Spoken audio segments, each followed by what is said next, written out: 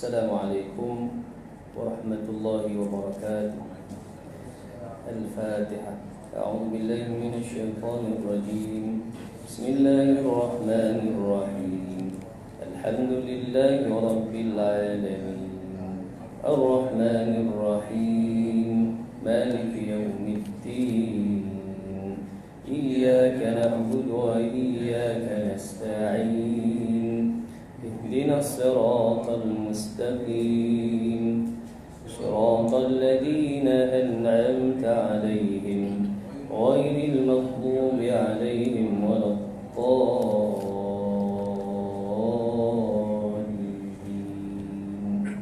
آمين. بسم الله والحمد لله والصلاة والسلام على رسول الله وعلى آله وصحبه ومن نصره ووالاه. أشهد أن لا إله إلا الله وحده لا شريك له وأشهد أن سيدنا محمدا عبده ورسوله. اللهم صل على سيدنا محمد وعلى آله وأصحابه أجمعين. رب اشرح لي صدري ويسر لي أمري واحلل عقدة من لساني يفقهوا قولي. سبحانك لا علم لنا إلا ما علمتنا إنك أنت العليم الحكيم. اللهم اجعلنا من الذين يستمعون القول فيتبعون أحسنه. أستغفر الله العظيم إن الله غفور رحيم ولا حول ولا قوة إلا بالله العلي العظيم. أما بعد.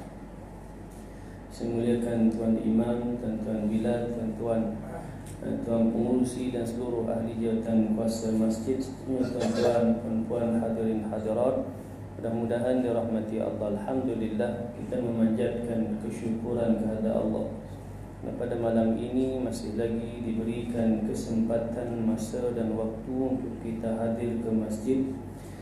Dan Alhamdulillah telah pun kita melaksanakan salat maghrib secara berjamaah. Dan insya-Allah kita menyambung kembali kuliah tafsir dengan menggunakan kitab tafsir Nurul Ihsan penggal pertama, jilid pertama, muka surat yang ke-88, ayat yang ke-256 surah Al-Baqarah. Dan kita dah masuk pada juzuk yang ketiga lah. Kerana surah Baqarah ni panjang, 2 juzuk setengah. Surah Baqarah ni juzuk 1, juzuk 2, kemudian separuh dari juzuk yang ketiga. Surah Baqarah panjang, surah yang paling panjang. Paling panjang dalam Quran surah Baqarah. Kemudian Allah SWT Muhammad, ayat yang paling panjang pun duduk dalam surah Baqarah juga. 282. Tak masuk lagi ya. Kita ni 256 kan? 256 tak jauh dah. Satu ayat. Lagi nanti bila baca satu ayat ni panjang, mau sejam setengah. Pasal nak kerak ke mana lagi, pasal satu ayat tak boleh nak kerak dah. Jadi satu ayat tu panjang sikit lah, kena ambil masa panjang sikit. Saya dengan tuan-tuan kena ambil masa sikit lah nak habis ayat tu. Ayat yang panjang kita cerita sikit lah. Ayat yang panjang tentang Allahumma Muhammad hutang. Ya ayyuhallazina amanu idza tadayantum bidainin ila ajalin musamman faktubu. Ayat panjang ni pasal hutang. Pasal orang nak hutang mudah, nak bayar hutang payah. Melainkan orang yang faham tentang tanggungjawab hutang. Ya, tanggungjawab dalam berhutang. Dia berhutang ni dia bukan senang-senang nak berhutang. Dia kena ada sebab. Maksud kita ada keperluan baru hutang. Ni kita tak ada keperluan nak berhutang, yang disebut sebagai nak memenuhi Allah SWT keinginan tu kan, kemahuan. Bila ditanya tentang kemahuan, keinginan ni semua nak kan. Hak tu nak, hak ni nak, semua kita nak. Maksudnya ia berkait tentang keinginan hawa nafsu. Jadi melainkan kepada keperluan kan. Keperluan tu boleh lah berhutang. Keperluan dalam kehidupan rumah boleh lah nak buat pinjaman hutang untuk bayar rumah. Kerana nak bayar cash rumah ni payah lah kan. mau kerja baru belah tahun baru boleh beli cash, bukan belah tahun, 10 tahun. Pasal buat loan umur 30 tahun kan. Baik, jadi kita hak tu nantilah bertemu dalam bab dia, iaitu 282 surah Baqarah. Jadi malam ni kita baca satu ayat lah, 256 surah Baqarah.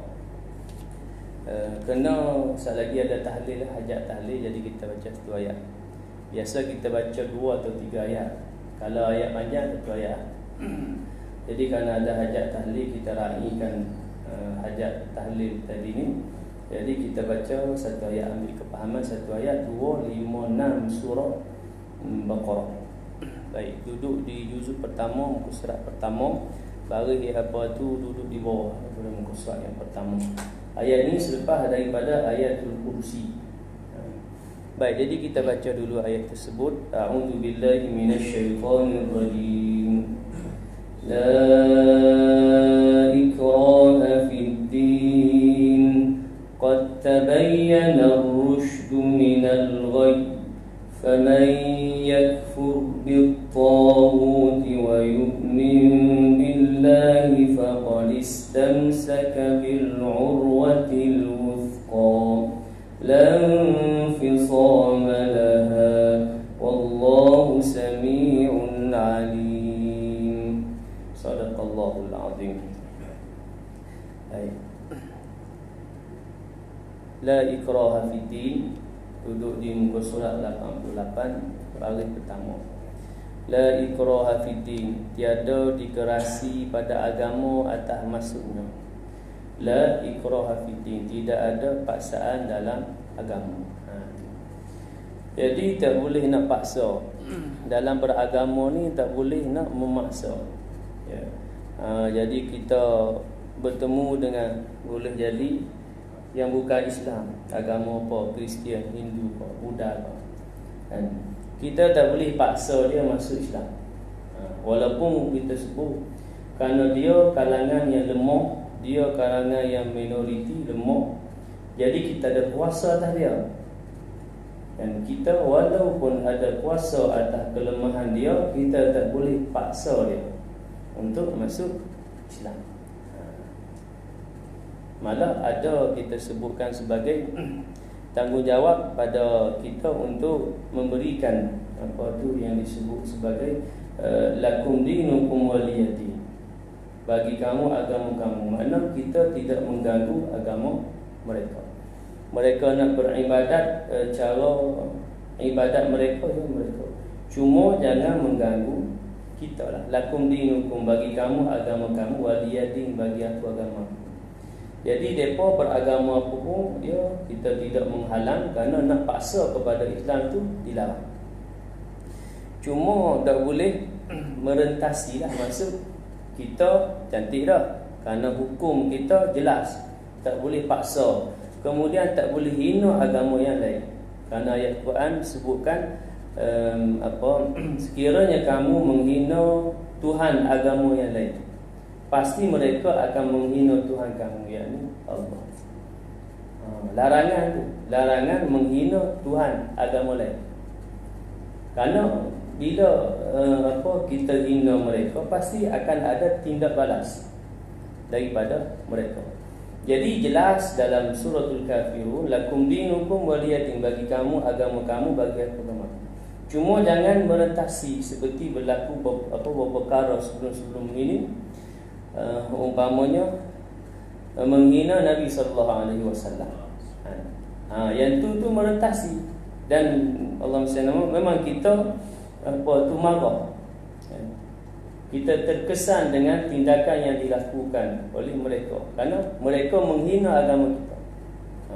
Kemudian yang mutakhir ni, iaitu seorang India yang pijak Quran, berlaku di Johor kalau tak silap. Duk atas katil tak Quran tu, pijak-pijak lopak-lopak pijak Quran. Kemudian tak berapa lama, beberapa orang pemuda Muslim pi carilah pemuda India ni. Kemudian awalnya cara elok lah, tanya kan, tapi dia jawab cara tak elok dah lah, dia hina agama kita, dia pijak Quran kan. Jadi bila jawab pun main tak ketahuan, kena pukul lah, kan? Pasal dia hina tu, kan? Pijak-pijak Quran. Kemudian jawab pergi mari, tanya pergi mari, jawab suka hati lah, kan? Maka kena balas pada muka, kan? Tu. Pasal ialah pasal tadi mereka memang kita marah, semua kita marah. Pasal penghinaan tu, ya, menghina kalam Al-Quran kita junjung, dan panduan dalam kehidupan kita. Kalau ia nak pijak kitab selain Quran, kitab dia, ya kita tak ada apa masalah. Dan demikian sebaliknya, pada kita kaum muslimin dilarang untuk nak menghina agama mereka, agama yang lain. Boleh jadi kitab suci mereka kita pijak-pijak. Boleh jadi kita beri contoh pemuda Islam ambil kitab suci mereka pijak-pijak. Macam hak mereka buat. Kemudian mereka akan marah. Pasal menghina, penghinaan. Jadi boleh jadi mereka pergi tangkap, mereka pergi berasa. Boleh jadi. Jadi kita dalam perkara tersebut, pemuda Islam tadi itu yang mencari pasal. Jadi kita berlepas diri. Mana kita kata pada muka hang, baca apa hang buat lagu tu. Pasal dalam hukum agama kita jelas, tak boleh nak menghina, tak boleh. Pijak ke, nak hina ke, tak boleh. Pasal tadi dia akan ada tindak balas daripada Allahumma salli ala Muhammad, agama yang lain. Jelas di situ. Baik tu ayat dari surah Al-Kafirun jelas. Lakum dinukum, bagi kamu agama kamu. Pulanglah ibadat, cara ibadat kamu buat. Cuma jangan ganggu kita. Jangan ganggu Islam. Waliyadi, bagi aku agama aku. Dan kita pun tak paksa. Dan malah kita dilarang memaksa. Paksa orang bukan Islam. Bahasa hang ni duduk dalam kampung ni. Semayang masa Jumaat tu hang kena mari duduk masjid. Bahasa hang lelaki kata kira hang bukan Islam. Bahasa hang duduk dalam kampung ni. Minoriti sikit. Kita pula pasal ramai, depa tu 1-2 keluarga duduk dalam kampung kita. Jadi kita pun buat hukum. Hampa nak duduk dalam kampung ni, contoh, hampa hari Jumaat, masa orang lelaki Muslim mayang Jumaat, hampa kena ada di masjid. Hampa tak main apa, hampa kena ada di belakang masjid. Boleh tak? Tak boleh. Pasal kita tak boleh nak paksa tadi. Kerana kita hanya boleh paksa kepada orang Islam. Orang Islam tak apalah, pasal ada apa kita sebut sebagai Allahumma salli ala Muhammad, syariat dia, hukum yang jatuh kepada orang Islam. Manalah ikrah fi din, tidak ada paksaan dalam agama ni. Mana orang bukan Islam kita tak boleh paksa dia. Tapi kalau dia berada dalam agama, dalam Islam, dia sebagai seorang Islam, dia duduk dalam kita syariat Islam. Jadi dia tak boleh senang-senang nak keluar daripada Islam.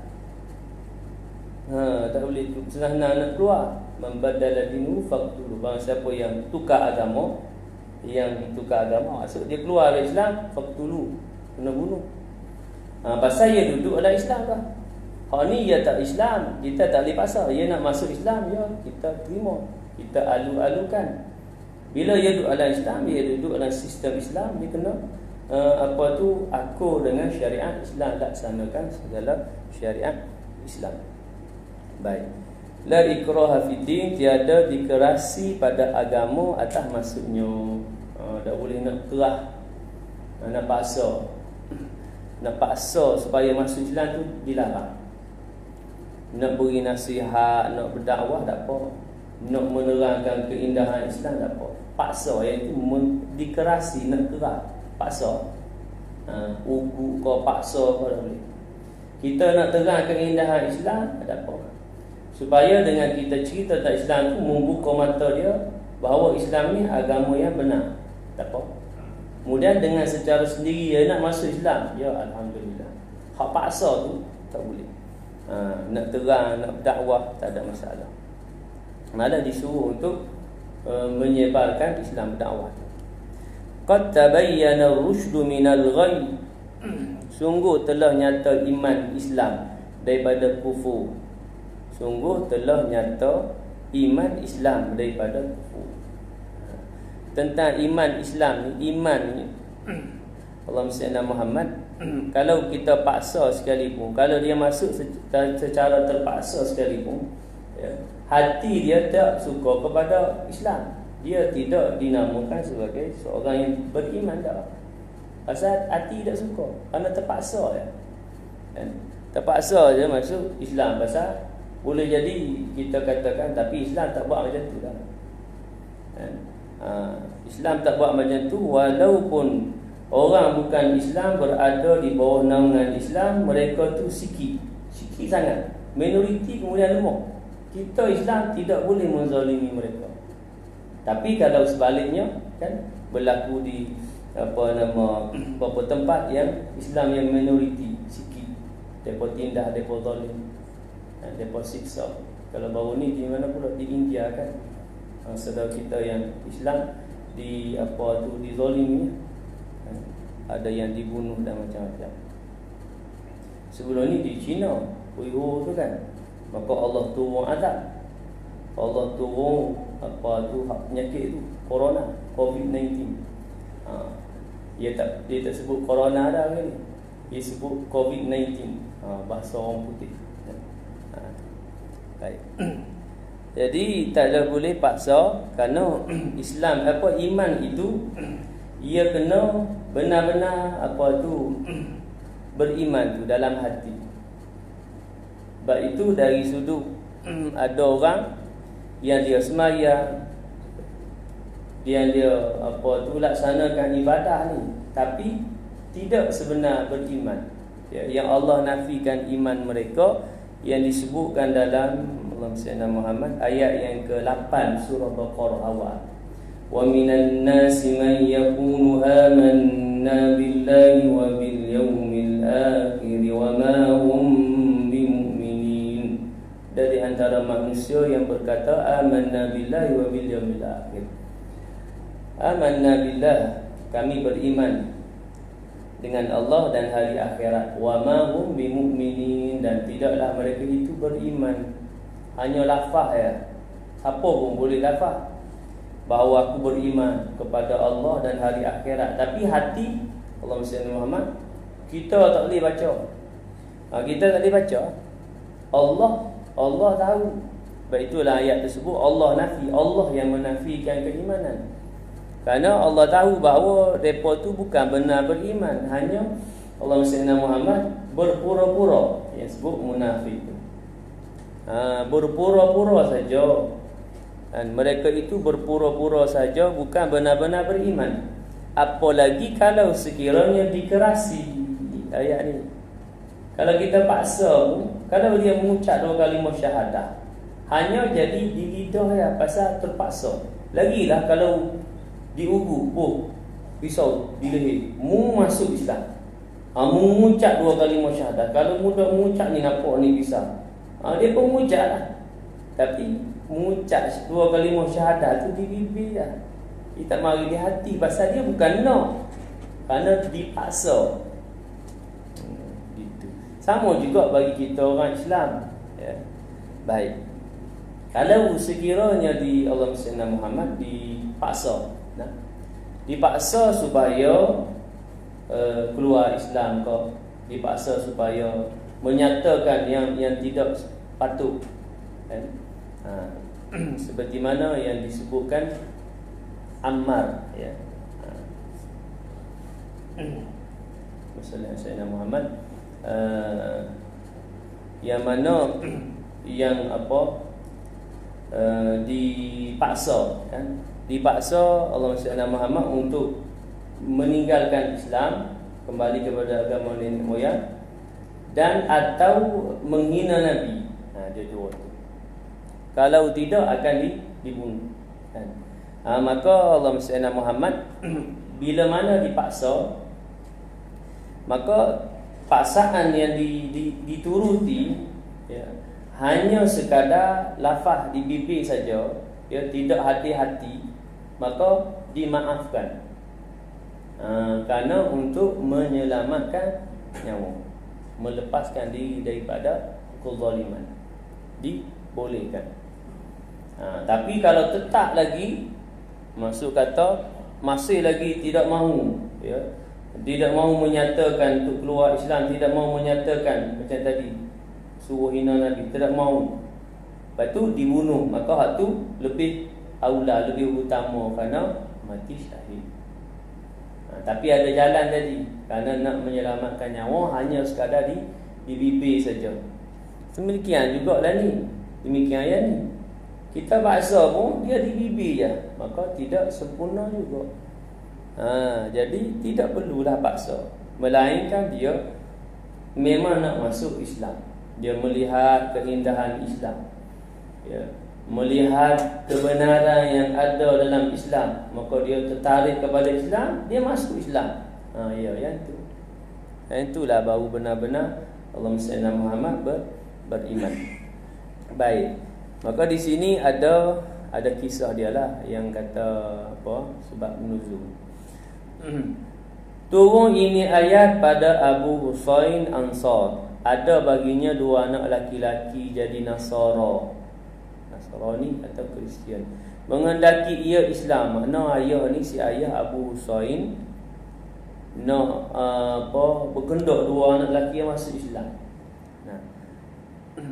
Keduanya dengan kerah dan menegur keduanya hingga sampai pada Nabi sallallahu alaihi wasallam. Maka dia maknanya dia paksa anak, 2 orang anak dia ni, kerah tadi tu, dengan kerah tu makna paksa. Dan menegur keduanya makna anak, 2 orang anak lelaki ni tak mau. Si ayah paksa, 2 orang lelaki tak mau. Hingga sampai kepada Nabi sallallahu alaihi wasallam, sampai ke pengetahuan Nabi tentang kisah mereka ni. Si ayah paksa si anak, ayah masuk Islam dulu lah, kemudian paksa si anak tak mau. Maka turunlah ayat ni. Maka firman Allah, la ikraha fiddin. Maka tinggal ia akan keduanya, maka tinggallah si ayah tadi tu, keduanya dengan agama dia, agama ataupun Nasrani tadi. Ya. Ni makna si anak dah ni lah, dah besar dah. Kalau anak kecil tak apalah, ya. Di bawah tanggungjawab ayah, maka ayah boleh. Allahumma salli ala Muhammad. Maka si ayah ibu masuk Islam, maka sekali bawa anak. Kalau anak kecil, anak besar-besar dah, hak dah balik dah, hak dah mengurus hidup dia sendiri, hak tu la ikrah fiddin, tak boleh paksa. Kalau anak kecil-kecil tu mana dia akan ikut agama mak dan ayah dia lah. Anak umur 5 tahun, 7 tahun, hatta mari 10 tahun pun, biasa dia akan ikut agama mak dan ayah dia. Ni mana anak besar dah ni. Anak besar dah tak boleh paksa lah. Pasal dia ada apa tu kita katakan tadi, la ikrah fiddin, bahasa kita mari sebut kebebasan tu. Kebebasan beragama. Mana bebas dan dikata kita tak boleh paksa. Tu di awal Islam lah. Kalau kita hari ni semua Islam kan. Kalau orang Melayu kita Islam, jadi lahir daripada pasangan suami isteri yang Islam, maka anak tu Islam lah. Bahasa kita panggil Islam bakar. Lahir dia daripada mak ayah yang Islam, maka secara otomatik dia Islam. Tak payah dia Allahumma salli ala Muhammad, Islam dia tu tak payah. Tidak sama dengan dia lahir daripada ibu dan ayah yang bukan Islam. Umpamanya Kristian, mak dia Kristian, ayah dia Kristian. Lahir dia sebagai Kristian. Orang ni maknanya dalam agama Kristian, kemudian dia mencari kebenaran dengan kehendak Allah, hidayah daripada Allah, dia mendapat Islam, terima Islam, masuk Islam. Payahlah pada orang ni, payah. Pasal yang nak masuk Islam melalui beberapa, kita katakan ujian lah, kesukaran nak masuk Islam. Satu hal dah, mesti ditentang oleh mak ayah. Boleh jadi mak ayah Allahumma salli ala Muhammad tidak mengaku anak, pulau, halau dan sebagainya. Kan? Tapi kerana orang ni bila mana dia mendapat hidayah, lagu mana pun dia akan masuk Islam juga. Tu kerana hidayah tu, hidayah Allah tu. Baik. Itu kisah daripada larangan untuk memaksa orang masuk Islam. Faman yakfur bit-taghut, Maka barang siapa yang kufur dengan taghut, iaitu syaitan atau asnam, yakni berhala.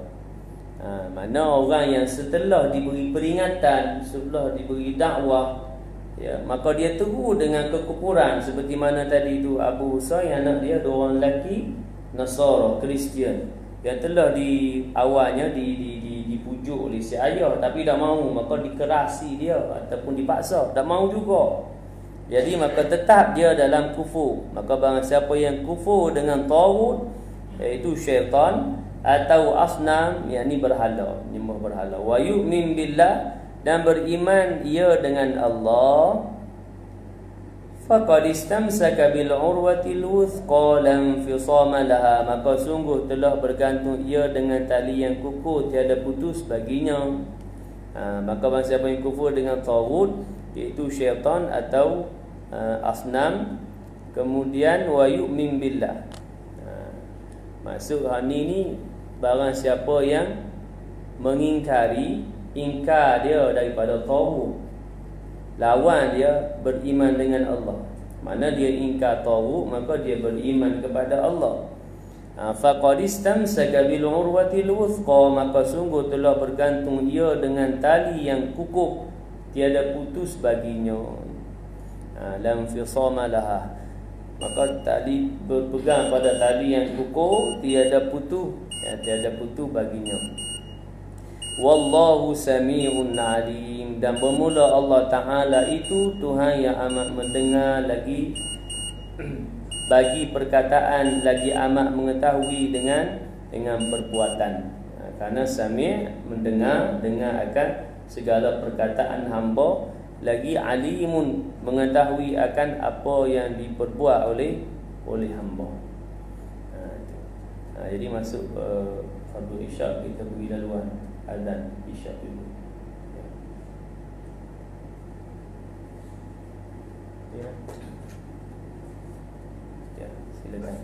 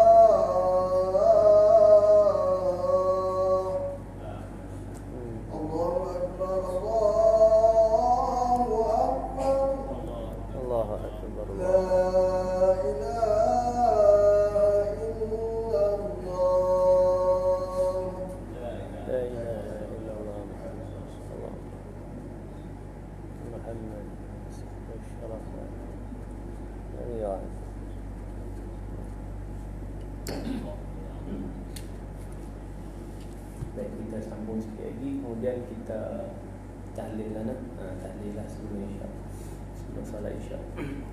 Baik, jadi ayat tersebut adalah hukum berkaitan dengan larangan paksa kepada Islam. Jadi orang yang bukan Islam, kita dilarang paksa. Mana bahasa dia punya ni dilarang untuk berkeras. Kerah dengan depa. Kalau kita berkeras dengan depa, disebut ayat lain, pasti mereka akan lari dari keliling. Kita kena bersikap lembut. Lembut tu tegas lah. Dalam lembut ada tegas. Kalau tak tegas, yang berlaku kan, hina Nabi, kemudian hina Quran, bijak Quran, tu tak ada tegas kan. Tu dia kena tegas dalam perkara tersebut, kena tegas. Maksud kata kena ambil tindakan. Ya, kalau tanya kita marah tak, pasti kita kata marah. Maksud orang Islam semua marah, mana kena ada tindakan kepada orang yang menghina kan. Demikian kalau berlaku kepada agama yang lain, penghinaan tu pasti mereka akan marah. Bila mereka marah, mereka akan bertindak balas. Sebab itu Islam melarang untuk kita menghina agama yang lain kan. Jelas dari sudut keadaan tadi, lakum dinukum waliyadin. Jadi terpulang kepada mereka beragama apapun, melaksanakan upacara agama mereka, ya dipersilakan. Cuma jangan menghalang ataupun jangan mengganggu agama kita, dan jangan memaksa kita untuk bersama dalam upacara agama mereka. Jangan pula kata kita duduk dalam tempat yang sama, masa kami ni melaksanakan upacara agama kami ni apa pernah ada sekali. Tak boleh. Macam kita sembahyang raya, ada kita panggil mereka mari, tak ada. Pasal kita jelas dari perkara tu. Mereka mari pun tak ada apa kesan. Tidak menambahkan apa pun dan tidak mengurangkan apa pun. Cuma tapi tak ada panggil mereka kan, solat sunat istisqa. Tak panggil orang bukan Islam, cuma kita orang mari semua kita dia solat sunat istisqa ni sunat di padang tempat terbuka. Kalau hujan tu mendapat rahmah, nikmat rahmah hujan. Istisqa ni pasal lama dah turun hujan. Kemudian orang ni boleh mari belakang. Orang Islam ni boleh mari belakang, lelaki perempuan yang haid pun boleh mari juga. Bukan mari suruh sembahyang, mari meramaikan, menyatakan bahawa Allah SWT kita berkehendak kepada hujan, perlu kepada hujan. Dan bukan setakat orang, malah disebut bersama kita ada. Kalau kita ada lembu, buat mari lembu, ada anak dan tenaga, ada kambing, buat mari kambing, ada unta, unta. Nak menyatakan bahawa bukan setakat kita ni orang manusia yang nak kepada air, malah ni binatang ni pun memerlukan air juga nak hidup. Tapi hak masa kita kata orang mari binatang pun, kita tak panggil, tak paksa mereka untuk bersama. Pasal kita tahu dia dah lambat urusan upacara agama kan, kerana situ jelas. Jadi dia tak boleh cross lah. Bila kita tahu itu adalah upacara agama, ya silakan. Jadi kita tak boleh bersama. Demikian. Baik. Kemudian di penghujung dari ayat tersebut, wallahu sami'un alim. Sifat Allah yang maha mendengar lagi maha mengetahui. Sebagai nak menyatakan bahawa kalau sekiranya pun dipaksa, kalaupun dipaksa agar dia mengucap, kita sebut tadi, dia boleh jadi dia mengucap kerana terpaksa, kerana dia lemah, kerana dia minoriti. Jadi kalau dia tak mengucap, nanti kena halau, kena pulau, kena buang dari kawasan. Jadi dia pun terpaksa lah mengucap setakat di lidah ya, tak jadi apa. Daripada paksa baik mudah yang paksa. Itu jelas dari sudut hukum tentang larangan memaksa orang bukan Islam untuk masuk Islam. Kerana Allah Maha mendengar lagi Maha mengetahui apa yang ada dalam hati manusia. Muslimin hadirin yang dirahmati Allah, demikian ayat 256 suratul Baqarah. Ya, menceritakan kepada kita akan hukum larangan memaksa orang bukan Islam untuk memeluk Islam. Cuma bila berada dia orang Islam, bila dia sebagai orang Islam, maka tak apalah. Ya, paksa ayah boleh paksa anak untuk sembahyang. Tu. Jangan pula anak kata kat ayah, ayah la ikrah fid, tidak ada paksaan dalam agama ni. Ayah tak boleh paksa saya tak mayang ni. Suka hati saya lah saya tak sembahyang. Tak boleh. Pasal dia ada Islam tu, ada syariat tu. Bukan sekat boleh paksa, boleh libah rotan lagi. Umur 10 tahun. Kan? Kejut banyak kali bangun subuh tak bangun-bangun. Ambil rotan punggung lompat tu. Itu si anak ni baru belajar ayat ni. Ayah mana boleh gini ayah. Ayat 256 Allah sebut dah la ikrah fid, tidak ada paksaan dalam agama. Ni dia jahil, tak faham. Tak ada paksaan dalam beragama. Maksud orang tu bukan Islam, tak boleh paksa dia supaya masuk Islam. Tapi dalam hak ihwal yang tadi tak ada masalah. Ayah boleh paksa anak, suami boleh paksa isteri. Paksa isteri maksudnya isteri nak keluar rumah tak pakai tudung, buka aurat. Suami boleh paksa, jangan keluar rumah. Nak keluar rumah kena tutup aurat sepuluh. Tak apa. Jangan pula isteri kata, semalam baru start sebut dalam kuliah maghrib la ikrah fid, tak, bukan. Hak ni dalam bab beragama, masuk daripada bukan Islam, orang bukan Islam tak boleh paksa dia masuk Islam tu je. Bila dalam kita sebagai orang Islam, dia ada dalam syariat Islam, kena ikut yang tu. Kan? Ayah boleh paksa anak supaya melaksanakan perintah Allah. Suami boleh paksa isteri. Tu. Bila demikian, adalah paksaan-paksaan yang dibenarkan hukum syarak menurut kepada kuasa yang Allah beri kepada individu. Dalam keluarga, suami, ayah. Demikianlah lagi makin tinggi, makin ada kuasa yang ada pada dia. Yang disebut kuasa tu kan. Kuasa makin tinggi dia, makin tinggi dia punya ni, makin besarlah kuasa dia kan. Kalau Perdana Menteri kabinet, petang tadi baru umum ada kabinet kabinet menteri Malaysia kita lah. Kabinet dapur. Ada kata ni kabinet Malaysia dah keluar dah. Kabinet Malaysia. Bila kita buka tengok, kabinet dapur saja depa buat lawak. Tapi hak ni memang keluar dah. Pasal itulah diumum oleh Perdana Menteri kita yang ke-8. Jadi kita mendoakan agar Allah Sayyidina Muhammad kepimpinan untuk yang diterajui oleh Perdana Menteri yang ke-8 ini membawa kebaikan, khususnya untuk agama lah, untuk Islam. Karena sebelum ini kita melihat Islam itu diperkecilkanlah, umpamanya penghinaan kepada Nabi, penghinaan Al-Quran, juga penghinaan kepada agung kan? Karena agung adalah ketua agama. Ketua agama Malaysia kita, dia menghina ketua agama kan? Tu. Jadi mudah-mudahan Allah Sayyidina Muhammad dan kita berdoalah agar dipermudahkan urusan pentadbiran mereka dalam melaksanakan pentadbiran untuk mengangkat kembali Malaysia kita lah, insya-Allah. Jadi sekadar itu Allah Sayyidina Muhammad. Jadi kita tangguhkan pengajian kitab kita dan kita terus dengan tahlil lah, insya-Allah.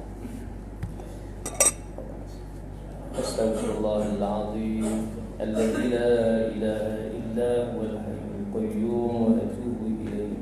Astaghfirullahal azim alladzi la ilaha illa huwal hayyul qayyum wa atubu ilayh.